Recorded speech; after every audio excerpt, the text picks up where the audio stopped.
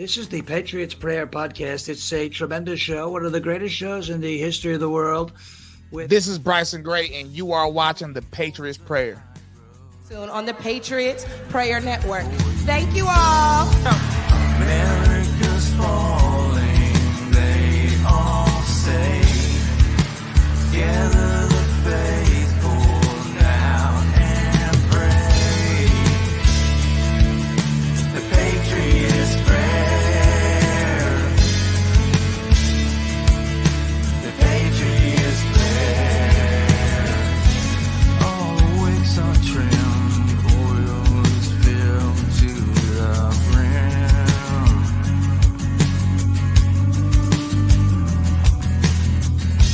I haven't changed yet somehow. I'm the radical now. America's falling, they all say. Gather the faithful now and pray. The Patriots Prayer. What's going on, brother? Man, it's another beautiful day out here in Washington State. I hear that there was a bunch of ruckus over in New York. There was a Donald Trump rally.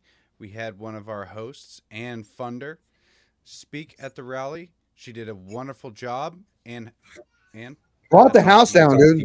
Yeah, she brought the house down. I mean, her and Madeline Brame were the two best speakers. I helped a little bit with her speech and gave her little things that, I would last night, but they cut her speech way down, dude. Like, she had a whole different kind of a speech and she had two versions. So they made her cut it, but because I know what it said.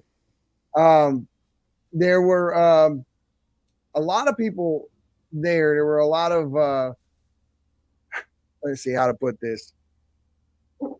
There were people outside, inside. The crowd was huge. It was tremendous. Huge. And it was one of those things where they think that Trump is like, you think Trump's going to win New York? I mean, I don't know how. I don't know about this one, dude. But they're saying it's actually possible. He's within 5 points of her in New York. I think the huge point about that is the fact that they're even talking about it.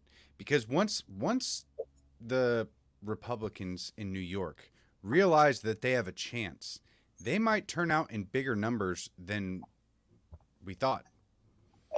Even possible. That's the encouraging part. Yeah, that's the encouraging part.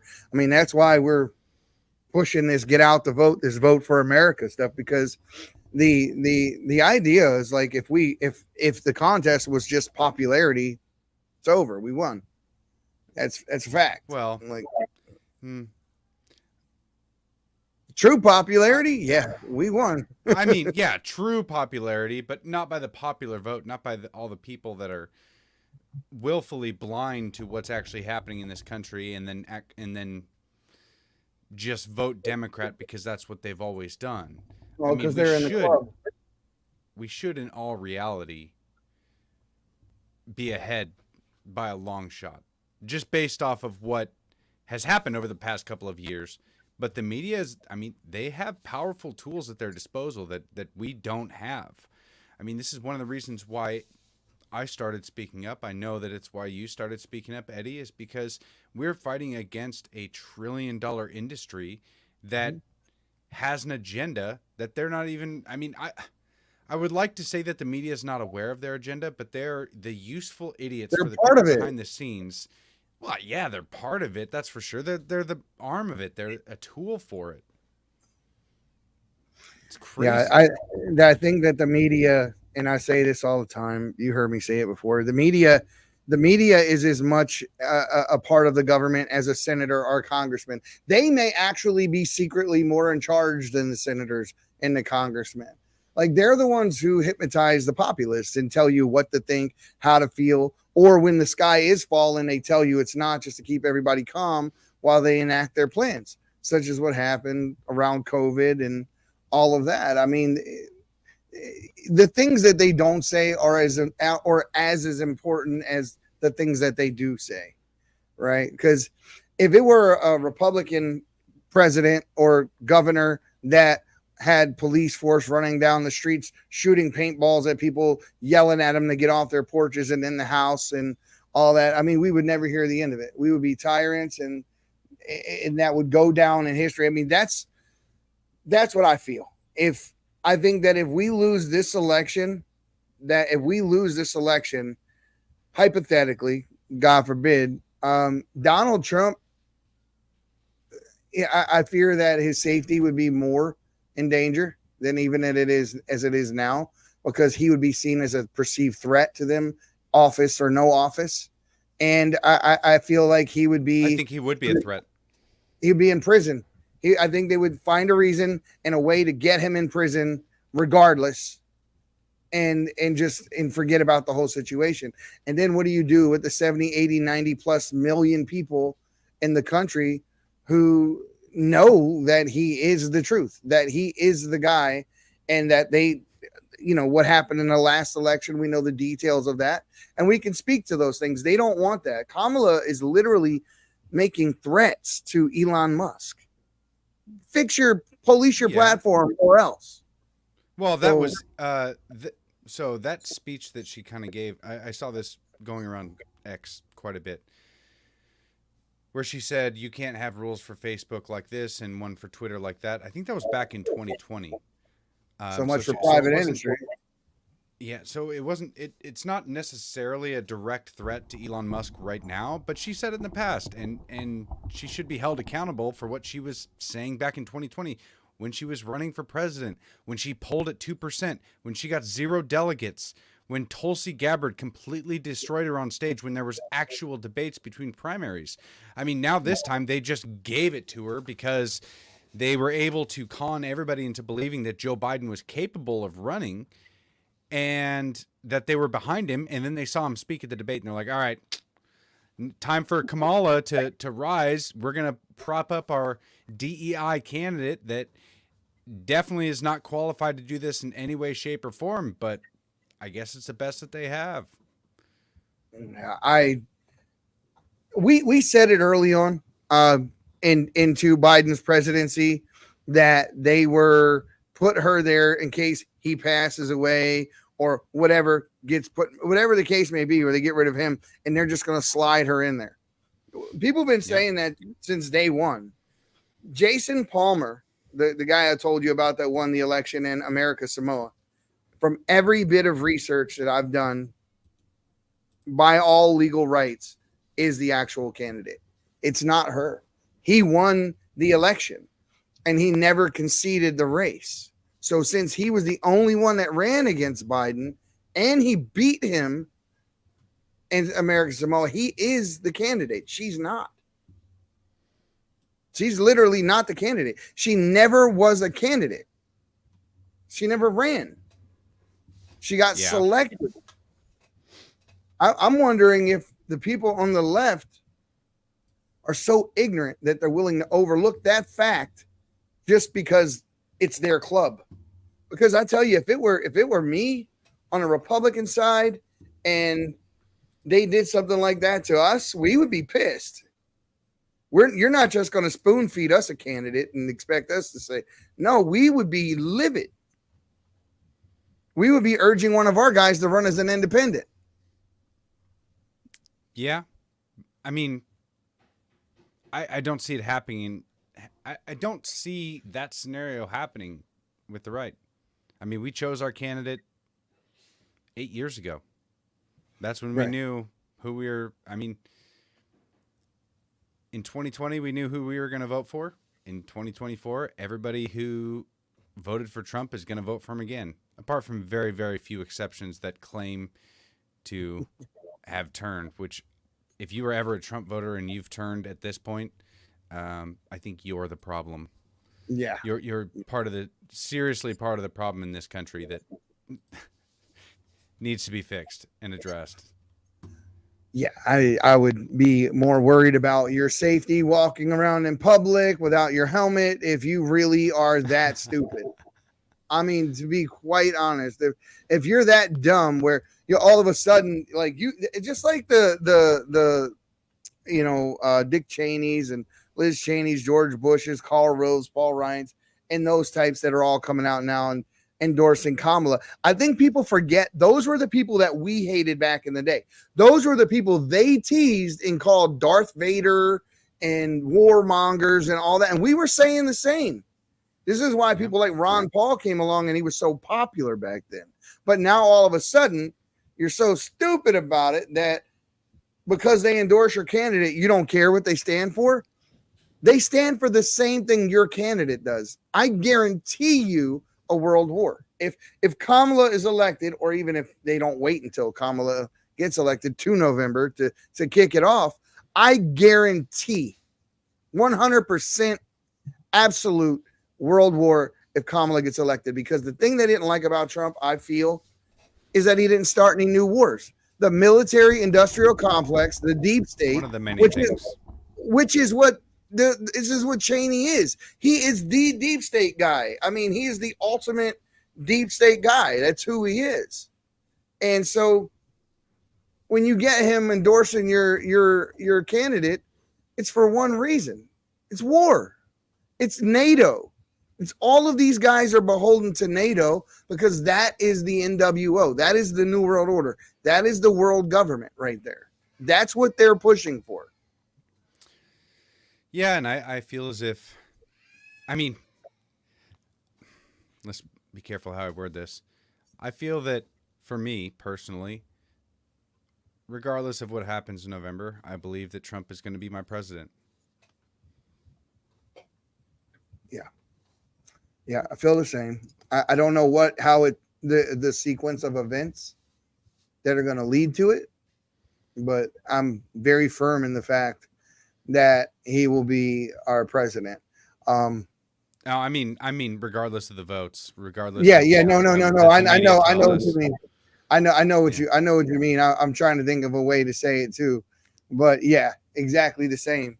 Because the country's just going to split, and they're not going to. And when you no longer have faith in your electoral system, just like when you no longer have faith in the legal system, when people stop believing the police are actually going to help them and protect them, they're going to stop calling the police. When people no longer believe in the election, the government no longer has the authority that it once had, which is why the media came out and why the government came out so strong. Even people you thought were on our side and really weren't came out and said, it's the big lie, the big lie, the big lie. Just like after the debate the other night, right? They all came out like Kamala won the debate. She didn't win the debate. That is a fallacy. Fact for fact, which is how debates are won or lost. She lost the debate. But they're doing the Jedi mind trick thing again on people, and they're falling for it. They're falling for it. Was there for the first time there are no soldiers in ready combat zones right now on active duty? That's all bullshit. That's absolutely 100% false. I mean, yeah, most of the things she said, she literally just repeated like same headlines. Yeah, that's it. Yeah, and they helped her, and they spoon fed her questions. They also did question her on a few things to make it seem like they were being impartial, such as they questioned her about the border. But when she didn't answer the question they asked, they moved on and they didn't press her.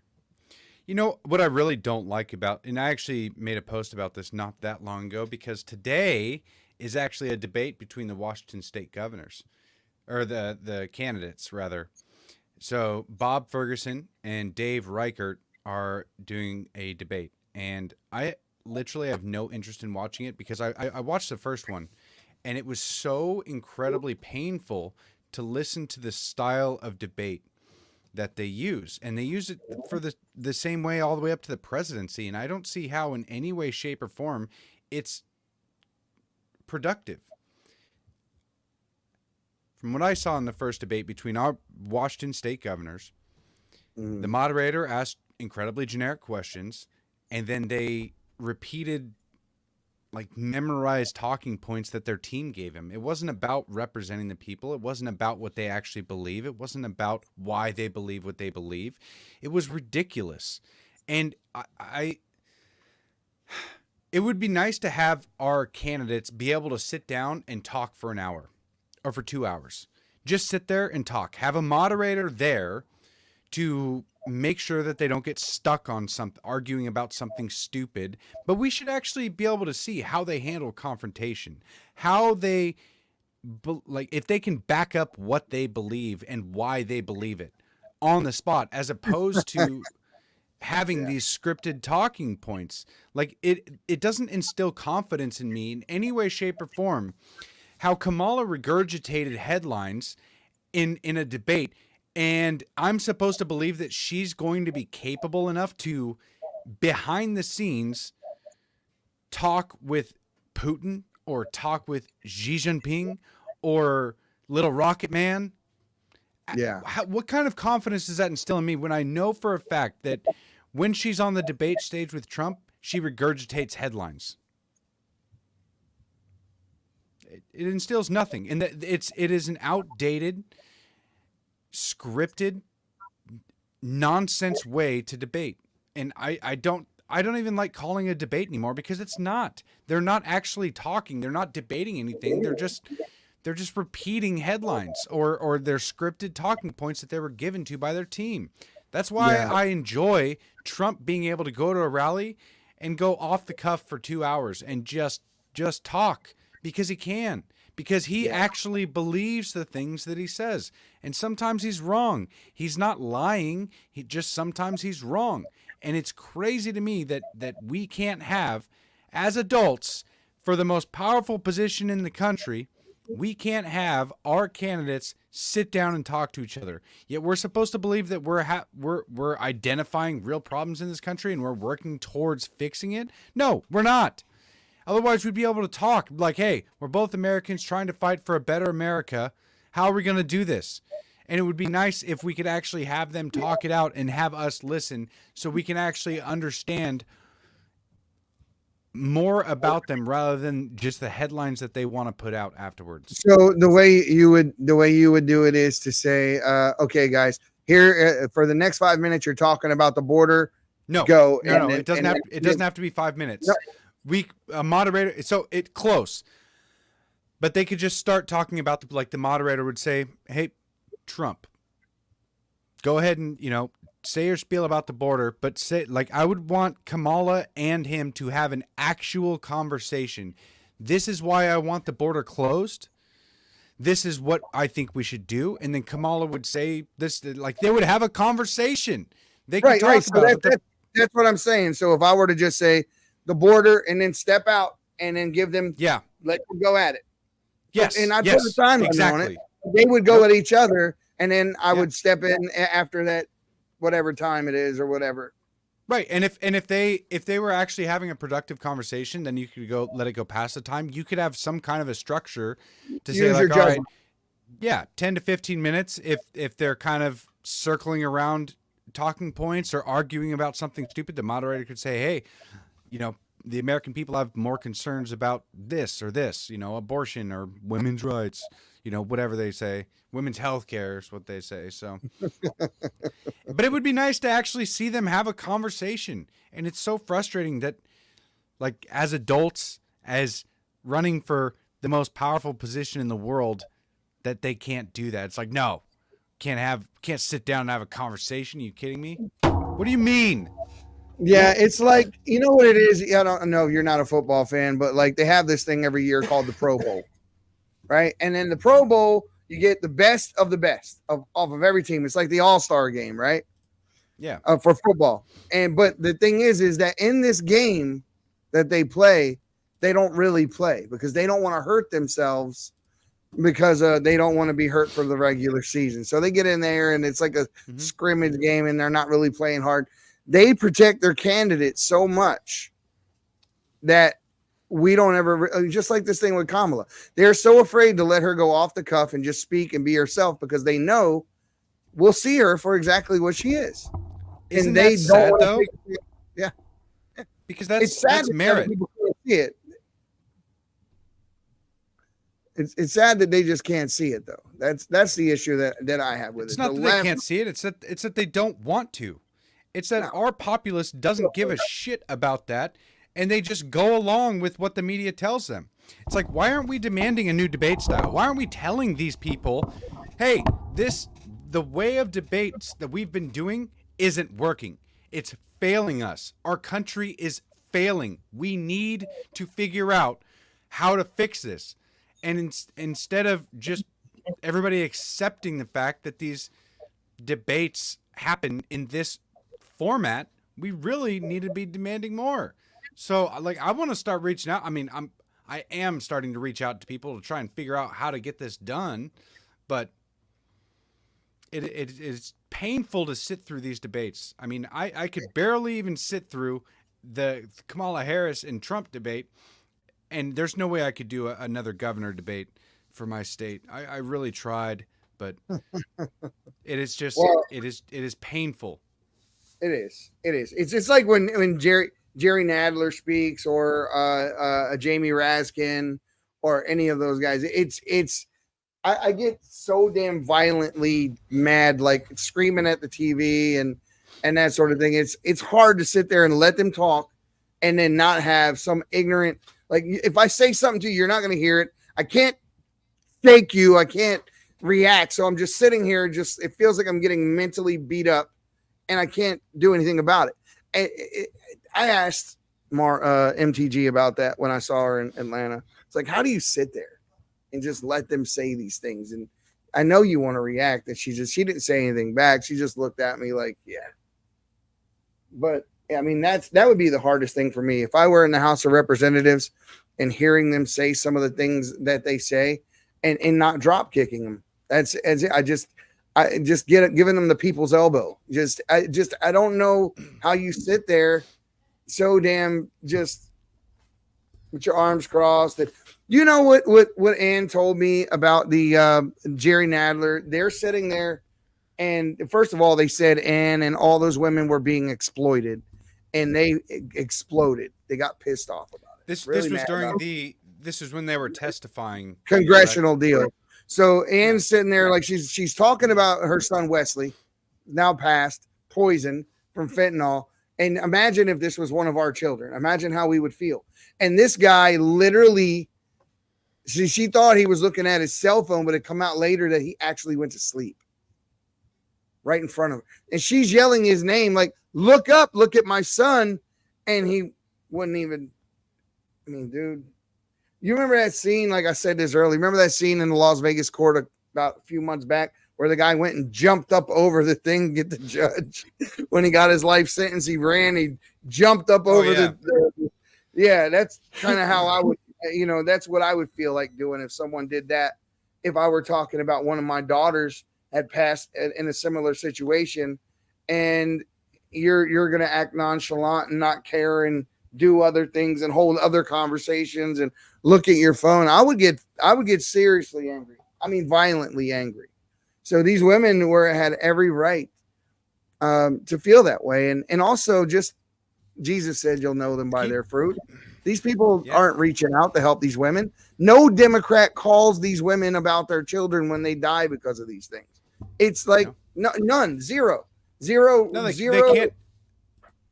They can't acknowledge it, because if they do, then they know that everything that they've been fighting for is wrong.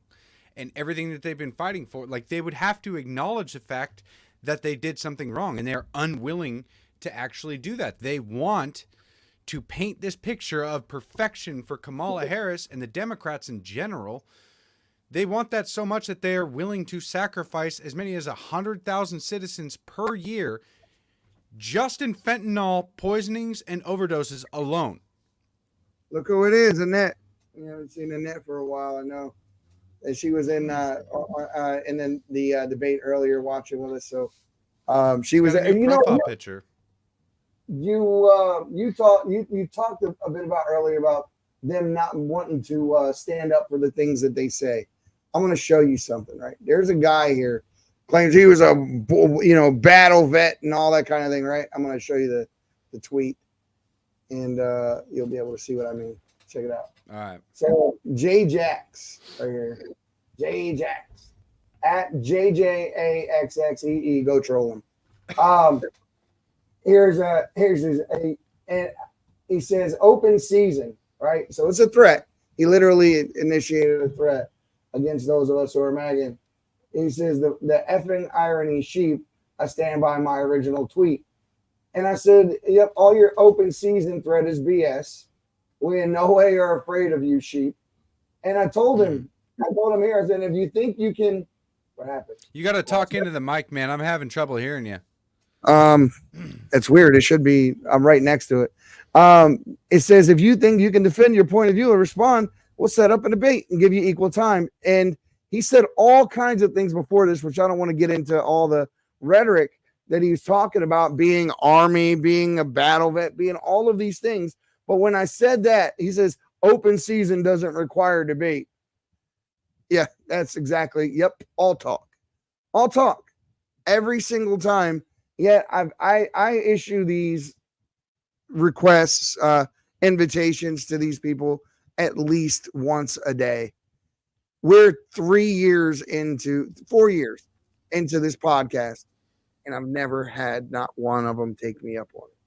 4 years. Well, for one, they have to stop remaining anonymous, right? Then actually everything that they've said on their X account would have to be used against them. And people like that generally have a tendency to exaggerate their experiences, exaggerate their history in general. So because they want to come across as more authoritative. These are the true keyboard warriors. Yeah, it's probably a small Asian lady. Even his profile picture is an AI photo. So yeah, and you know, I can usually tell libtards by their profile pictures is it's usually like pictures of cats and stuff, and or Generally nature speaking, pictures. yes. Yeah. You go to their profile, they have like 3 or 4 followers and a bunch of pictures of grass and flowers and cats and things. Just weird stuff like that. Now, have you had any opportunity to look into the time? Now, this guy, Ryan Ruth, or however you say his name, connected to some recruiting company in the Ukraine that's they say now that is ran by our CIA. Have you heard this? Say it again. The Ryan Ruth guy. Yeah. He is supposedly connected to some recruitment agency for soldiers and that to come fight the wars over in Iraq, Ukraine. But everyone, Laura Loomer, everyone is out there saying that this recruitment agency is a front for the CIA. And now they're wondering how this guy only made $3,000 a month, unemployed. He's going from Honolulu, where he lives, which is the most expensive place in the United States to live, right? So he lives there, but he's flying back and forth to Florida and North Carolina and Kiev. And he has all these, an AK-47 is not inexpensive. All these plane tickets are not expensive. And he's openly recruiting as a mercenary. And how, dude? How is that possible? It's not. I mean, we know he was used by the CIA. There's like, we need to stop pretending that these things, I mean, I guess it's good to entertain the idea and try to figure it out legitimately. So I guess you're right there. You got to, you can't jump to the end. You got to, take the journey, right? But I feel like right now there's, with the circumstances that came to, even with this guy. Jay Willis said he was funded by the DNC. He probably was. They both donated to Act Blue. They both shooters did. I mean, these guys were mentally ill, and they were probably to some extent groomed to do what they felt like they needed to do. I mean, even a lot of the ways, the interviews that this most recent shooter did, they seem off. I mean, he could just be a crazy person in general, but they really seem off. He doesn't seem like a stable person. He can speak coherently. Right. You know who else doesn't seem like a stable person? Donald Trump.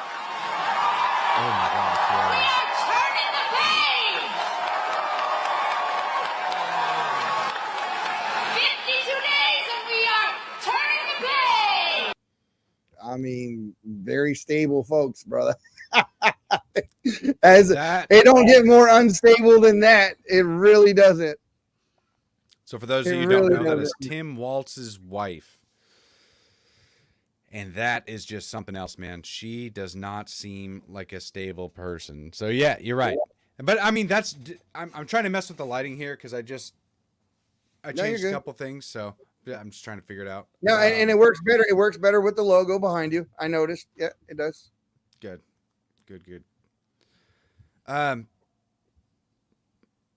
They always, I would say that the lefty women like that, they always have a tendency to have those, like you can see it in their eyes, right? And I don't know if I got the same feeling from that Ryan Rousseau or whatever the heck his name is. Ryan I don't want to Root. remember it. Yeah, something like Baby that. Root. I didn't really get that from him. So it seems like maybe he was compromised for a long time because you can see back in 2002, he had a charge for having weapons of mass destruction. Yeah, I saw that. This guy was supposedly like a construction worker, and then his He company owned a like, construction didn't- company and went bankrupt. Yeah. Yeah, his company didn't make any money. He was living in the most expensive place in the country, and I have a feeling that he was recruited back then, and he's just been standing by in a place like Honolulu, like living the life. You Yeah, gotta do living this the until you're life. called up. Crazy as a freaking loon, dude. Look at When this. you talk to a 20-year-old guy that sold everything he owns to come here to fight, that is heroism. You know, he's coming here to risk his life for humanity, for the Ukrainians. You know, guys that sell everything they own to come here and support the Ukrainians. How did that dimwit figure out where Donald Trump would be, when he would be there, when it wasn't even on his itinerary? He got there 12 hours early. He brought lunch and snacks. I mean, I'm not a security expert, bro. I'm really not, but I just got common sense.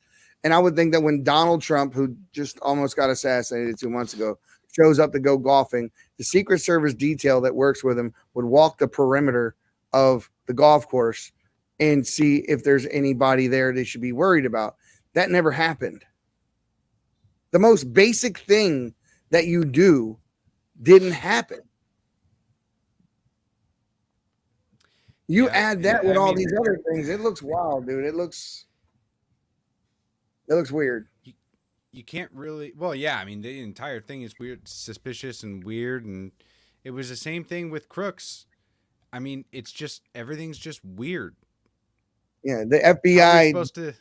burned his body and didn't tell anybody for 3 damn weeks. And then they went and they spray washed the roof where they shot him at. So basically anything that we need to be able to tie fingerprints and DNA and all that kind of stuff back to this guy, it's all gone. It's all gone. Just like this guy. My prediction is this guy gets put in a lockup somewhere, and they're going to kill him in the jail, wherever they're holding him. Somebody is going to they're going to kill him. And just like, remember after the appeal went in for Derek Chauvin put an appeal after the coroner's report came out proving that he didn't murder George Floyd. When the coroner's report came out, his lawyer filed a new appeal. Well, as soon as that appeal was filed, an FBI informant in prison stabbed him immediately. But they denied his appeal, which is crazy to me because it doesn't matter if he's popular. The guy's a douchebag. Everyone agrees. We're not disagreeing. What we're saying, he's not a murderer. He didn't murder George Floyd. George Floyd did that to himself with fentanyl, right? But I'm not taking. It was a speedball. So he Right. It was a bunch of things. Yeah. He had 3 times the lethal dose of fentanyl, and the only argument that the defense had was, well, he did drugs a lot, so his tolerance was pretty high. And it's like, yeah, but it was 3 times the Your tolerance to fentanyl doesn't go up like that. It only takes fentanyl the size of a grain of salt, even for the most advanced heroin user, somebody who's doing 20 to 30 cc's. I'm from Baltimore.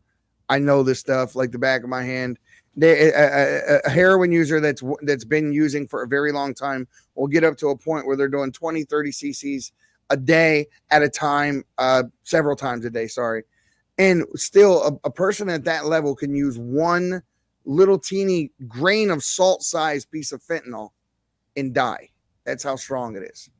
It's poison. And that's why Ann says that so much about her son. This is not a drug. He did not overdose. He was poisoned. Yeah. There's enough fentanyl in this country to kill every man, woman, and child in this country right now. And they're doing nothing about it. They're not. No, they are. They're doing something about it. They're facilitating exactly the cartels importing it, and the drug dealers and pretty much anybody who wants to. They're literally facilitating it, paying for it, allowing it to happen. So they are doing something. They're making it worse. I wouldn't say that they're doing nothing. They're actively ignoring the calls to do anything to stop it, but they're doing everything in their power to fund it and let it happen. So depopulation plan, you think? Yeah, I mean, this is the Cloward Piven strategy. This is overwhelm our systems. And I saw a guy put out a video 2 or 3 days back. He was working in one of Elon Musk's plants, and he was showing you around the plant with a cell phone, and they were building robots, all kinds of like regular people looking robots, dog looking robots, all these robots. He called them androids. But they're able to wait tables. They're able to be cashiers. They're able to cook food. They're able to fix cars, do all of these things, all of the tasks that we do. He's saying that they're working 12 hours a day, 7 days a week. And they're getting ready to push these things out into the marketplace. He said, if you think your job is safe, it's not. So when you follow that kind of like truck drivers, we know the autonomous trucks are out there and they're trying to replace the regular driver with the autonomous driver, the delivery driver with the drone, all of these things. So, I mean, just asking the question is that, do you think that might be the reason why they don't think that most people are needed and why they're on this depopulation agenda?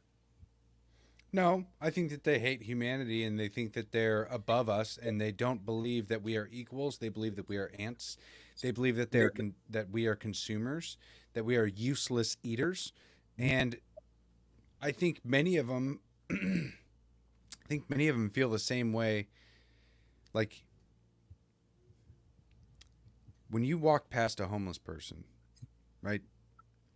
And you see that they have some serious issues, they're tweaking out. Sad. I used to make fun of them, but I can't. I used to make fun or find a reason to laugh or put them down, but I can't anymore. You're not going to help them. You're not going to take them in your house and be like, hey, not naive. It's like I relate it. It's like I relate it similar to that. It's not necessarily that they hate us. I should clarify that I don't think that they care about us at all. I think that they would rather just step over us and not have to look down at us rather than like actively trying to take us out. I think most of these elites just literally do not care about us, and they're going to advance their agenda regardless of the consequences for us. Mm-hmm. And maybe it'll be easier for them if they import all these millions of other useless eaters that'll keep us distracted long enough for them to further their agenda. I literally don't think they care about us. No, they do not care about us. That's for sure. Because you can't be this. First of all, in order to think that they care about us, you would have to believe that the things that they say in front of Congress that they actually believe. Even though when we can, the lame person can prove it's a lie. So they know they're lying when they say it. So I have to believe all of that is intentional. I'm going to go to break real quick, and we'll continue when we get back. I need to grab something to drink. Perfect timing. A movement that transcends politics. A vision for a stronger, united America. Built on the belief that financial empowerment and political engagement can come together. Introducing the Trump token, America's cryptocurrency. a digital currency that embodies the spirit of innovation and the strength of American values. With a pledge to donate significantly towards Donald Trump's 2024 campaign, America's cryptocurrency. Coming soon. Visit thetrumptoken.com to learn more.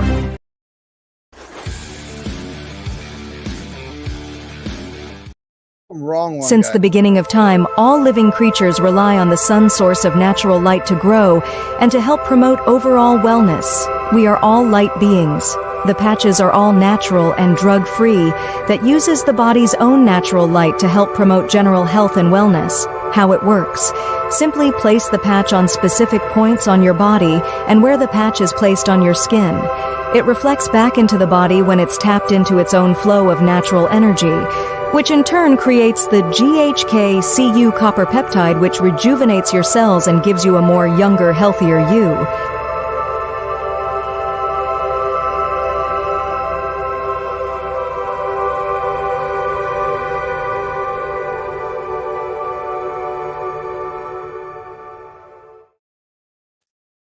Listen, Patriots, as we age, we lose a bit of energy.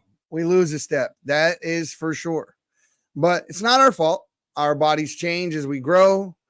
And these phototherapy patches, they do rejuvenate your cells in your body, and they play a key role in the aging process. Research has found that as we age, the number and function of these cells decline over time, which can lead to a decrease in skin elasticity, which leads to the development of wrinkles. But what if I were to tell you that there was a product that could restore that spunk for more than just your skin? A product that draws more benefits than just energy, but better sleep, reduce stress, pain management. And if you want to hear more about this, guys, go to miraclehealingtherapy.com. That's miraclehealingtherapy.com and get yours today. So back to this. So 90%. Sound like a great ad read. Good job, Eddie. Thank you, brother. That was good. Been practicing. Art and those guys that over at Miracle Healing Therapy have been very good to us, and I do want to do them proud. So, I put a little bit of effort into it. I always do, especially when I believe in something. And just like these guys at Trump Token, what they're doing is unprecedented. I've never heard of anyone doing what they're getting ready to do, and the amount of money they're getting ready to like us. donate to. Yeah. But that's really not the agenda here. I mean, honestly, I'd rather have an impact than riches. Well, the problem is that the people we're going up against have a lot of money. And it's like, if we want to actually, if we want to do more than just tweeting or just doing a podcast, if we want to get involved in the community, then yeah, we have to make more money. And I have to, like, me personally, I have to stop working 60 hours a week changing tires in order to have time to be able to go and fight these bastards. Yeah. Keep in mind, I started streaming today at 11 a.m. It's 6:51 where I'm at. So that's how long I've been here doing this, covering the rally and putting out posts and talking to people. And I put a lot of energy into this. And as I said earlier, guys, if you don't have the time to do, support those of us who do have the time to do it. The ones that you actually believe will be good stewards of your donations, your sponsorship, your whatever it is. And it's voting with your dollar. Your values. That's it. Your values are going to be everything. And I put it right at the top for those of you who still don't see it. Rumble.com/the Patriots Prayer. If you want to support us, it doesn't take dollars and cents all the time. Go there and give us a follow. That is the biggest thing you can do, guys. We have right now, I think we have like 4,434. That's where we're at. 4,434 followers. How many followers you got? 131,300 and something. I got 15,700. And I believe Steve is at 280 some odd thousand right now, right? Maybe even at 290 by now. But add all that up, and guys, we need 10% of our overall 200 here. Q-Tip, come see us, man. We're gonna retweet you, brother. If we get 10% of those people to come over to just 10% to come over to Rumble and follow us, we will be doing very, very well on Rumble. Very, very well. And that's all it takes. So if you're not watching us on Rumble, Q-Tip, tweeting, get over to Rumble and follow us there. And you can be in the chat over there. And that's what helps more, man. Just come give us a follow on Rumble. That's huge. Yeah. Well, and I know that like this space is oversaturated in a lot of ways, but like I was trying to say earlier, we are doing something unprecedented where normal citizens, patriots of this country, God-fearing men and women are stepping up to do everything in their power to make a difference, because in this day and age, I mean, if you guys think back to how you felt in 2020 when everything was locking down around you, what were you supposed to do? Right? It is difficult to have all of the power, like all the scenarios you play in your head of how we're going to fight this tyranny probably isn't going to happen. We actually have to have a network of patriots. We have to be able to spread this kind of culture and make it popular in order for us to have a chance at a triumph against these demons that we are facing. These anti-human, parasitic elite class that really want us to live in zip pods and eat the bugs so they don't have to worry about us revolting anymore. They're pushing a lot of people, and a lot of people are waking up, and we're trying to help those people wake up and also tell them and inform them that, hey, you need to get your relationship right with Jesus. And I mean that with all of my heart. We need to get more people and have more people educated on the Bible in general so that they know what's going on around them. Yeah. Like I say it all the time that I'm sorry, I don't want to interrupt. Go ahead. They need to get their relationship right with Jesus, because our Constitution was written for a good and moral people, biblical people. If we don't have a godly people, then our Constitution will mean nothing. And you're seeing the ramifications of that right now. Child sacrifice, Molech and Baal worship, Ishtar worship. When you see transgenders telling people that you must address them as the sex to which they aren't, and when you see them take that all on faith and that gender fluidity, that is a worship of the goddess called Ishtar, what later became Baal. It's in the Old Testament. This is not new. It happened before. So this is a spiritual warfare. Transgenderism is a religion. It's a religion because it's all faith. It's all faith-based. It's not got anything to do with biology or psychology.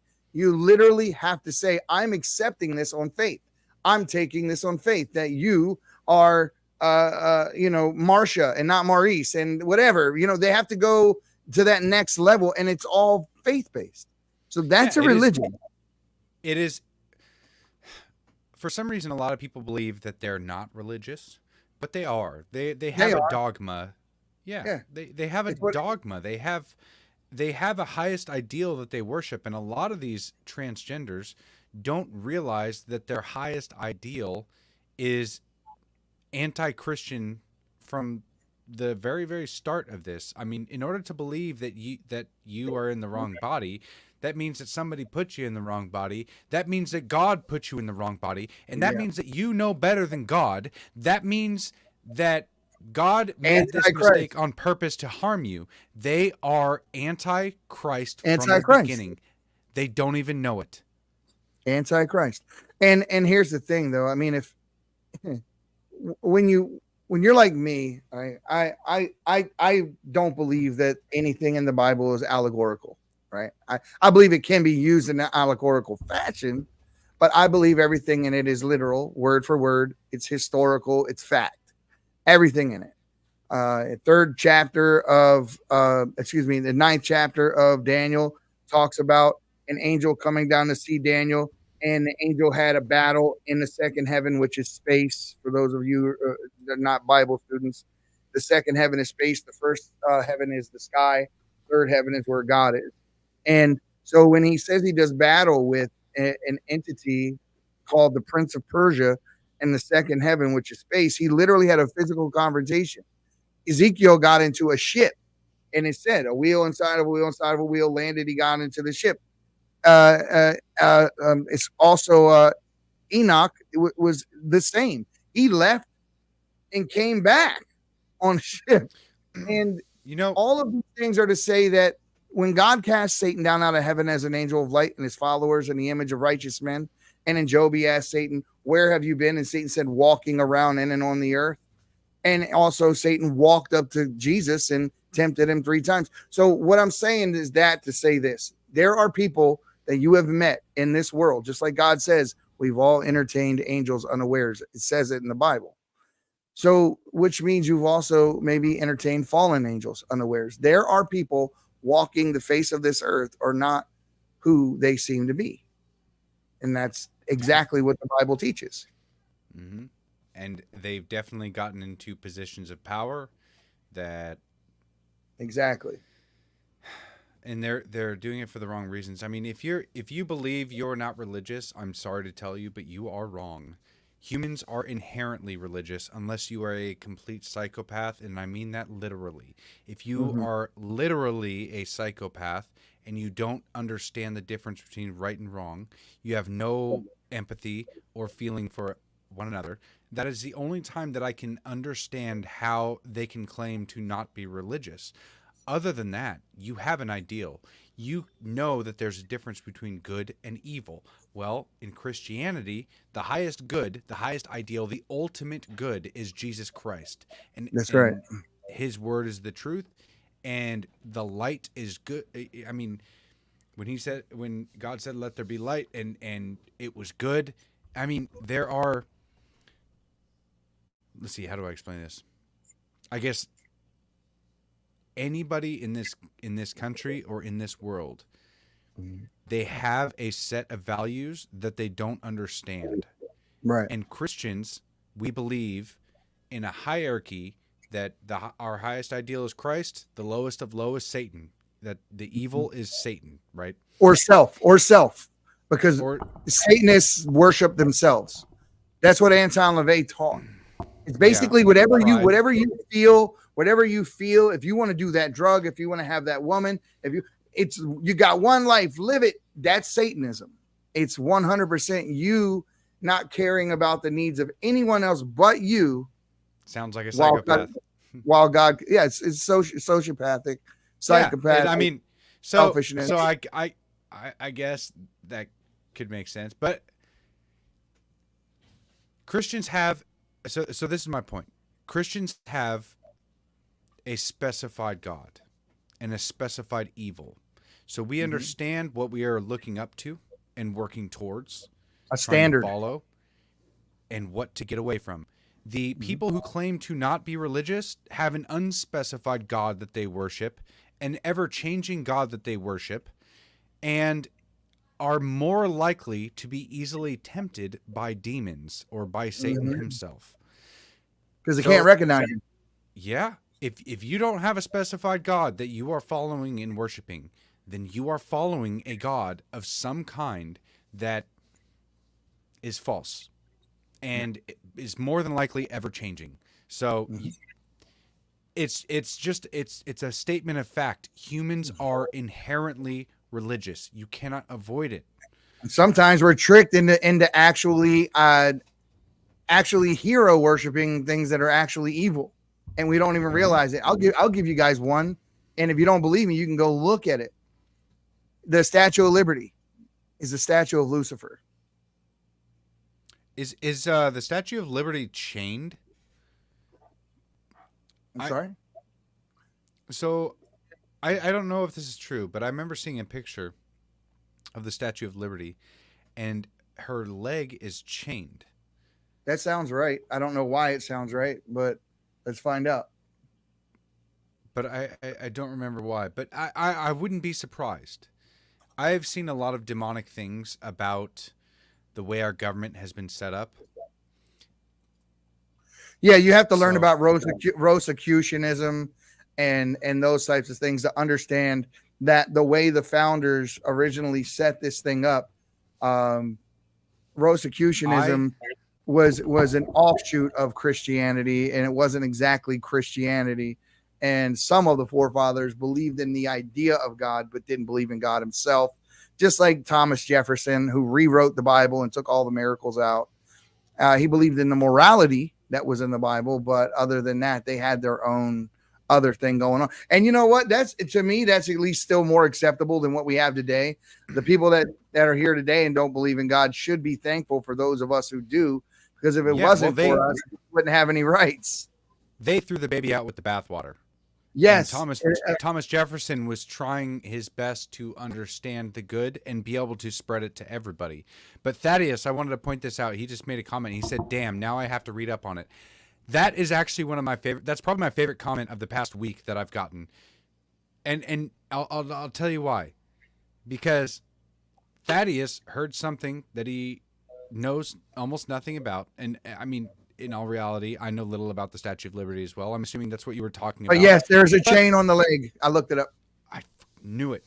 But his first thought was, I have to read up on this. I have to do my own research. And this is one of the things that I absolutely love about this community, is the fact that the first thing you said was, I have to go read up on this. Like, I want to know more. And a curious mind should be able to do this. And this is why we are able to sift through the propaganda shoved in our faces daily, because a curious mind will actually help us seek and speak the truth. And that's why I'm honest about not knowing too much about the Statue of Liberty. I've heard and read up things before, but it's never been too much of a concern to me. But you know what? I might actually go read up on it as well. But I like that you said that.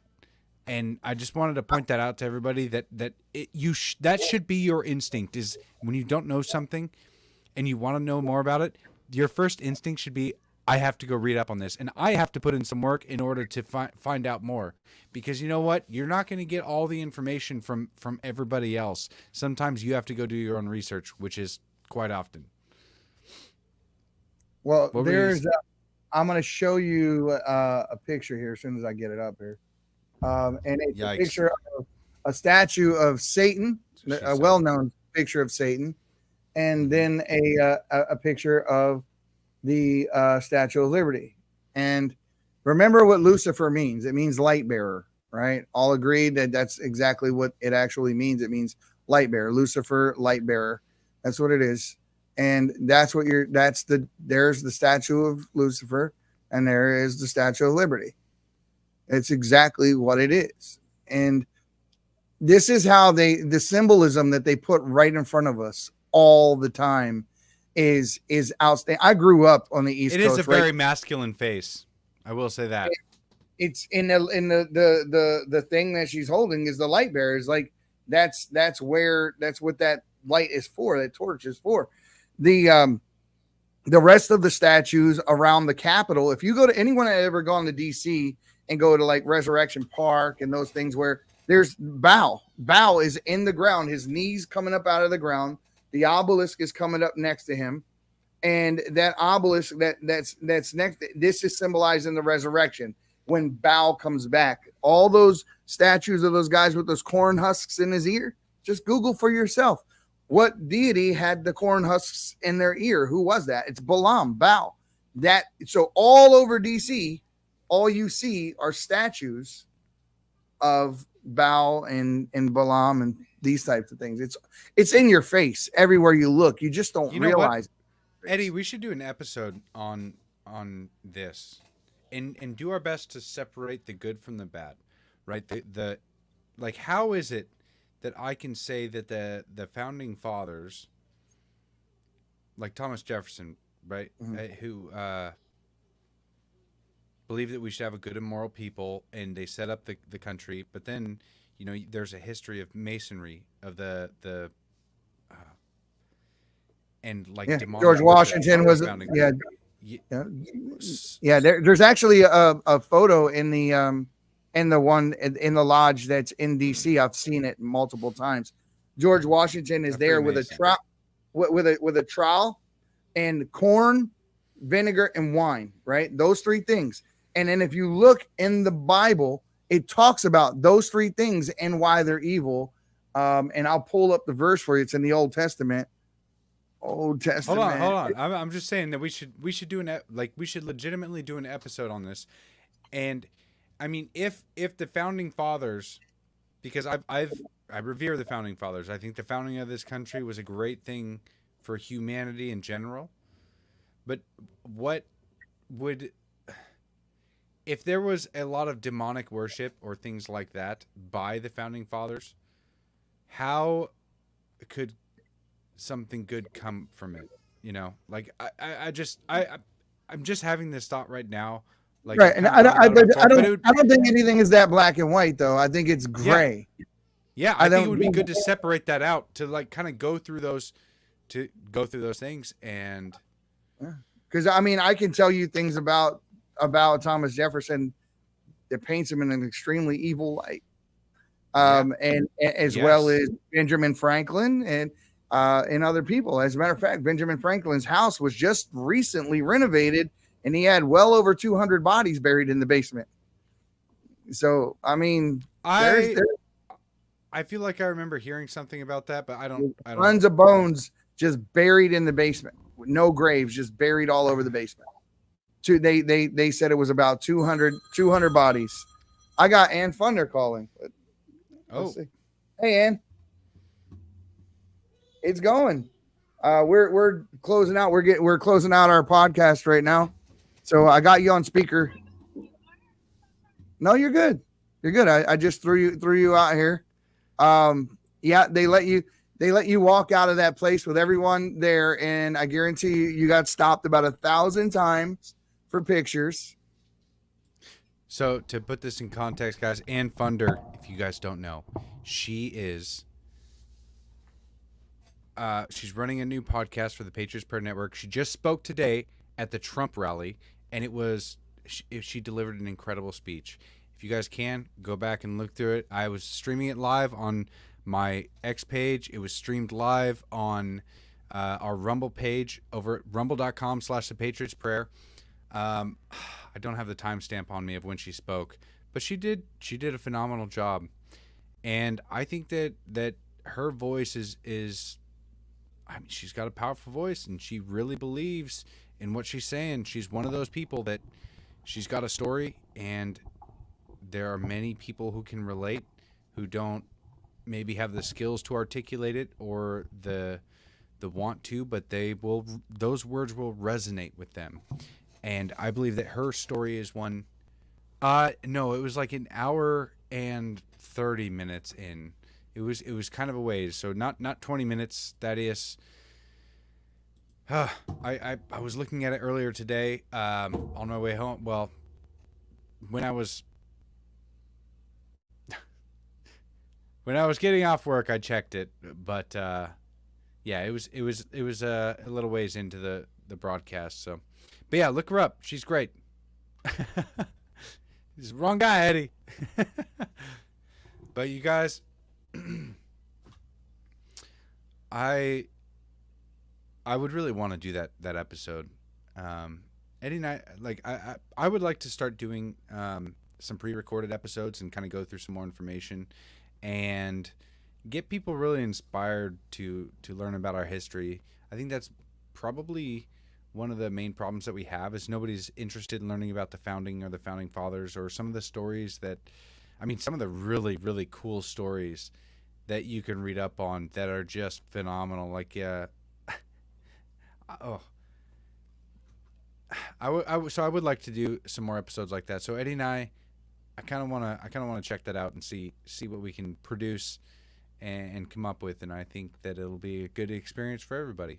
I mean, it would be good to go through some of the theories about how the founding fathers were Freemasons and how that translates to today, because there's there's a lot of weird things going on with them. I'll say that. So thank you guys for tuning in. I really appreciate it. And I know we got to close out. We're a little over an hour, and I'm trying to find a good way to regulate all of my time and be able to still be a good husband and father, since you guys know that is the most important thing that you can possibly do to help build this country, is to find a wife, marry her, and then make children, and then be there for your children. So I'm trying to do that right now. Thank you guys for tuning in. God bless you all, and God bless America. Eddie, if you are back, do you have anything to say before we get out of here?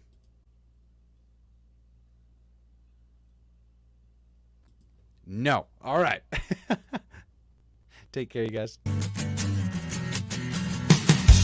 Trading good for evil. This is the Patriots Prayer Podcast. It's a tremendous show, one of the greatest shows in the history of the world. This is Bryson Gray, and you are watching the Patriots Prayer. Soon on the Patriots Prayer Network. Thank you all.